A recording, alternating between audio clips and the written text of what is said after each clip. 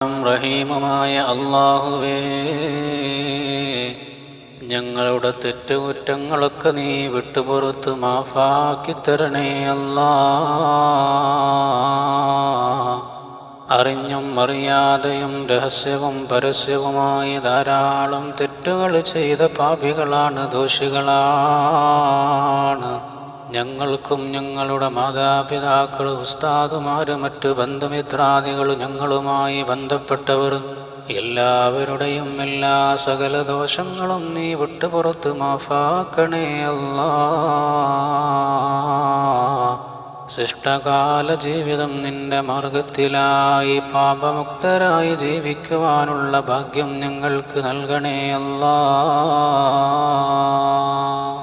അല്ലാഹുവേ, ഞങ്ങളിൽ പലരും മരണപ്പെട്ടു പോയിന്ന് 6 അടി മണ്ണിൽ കിടക്കുകയാണ്.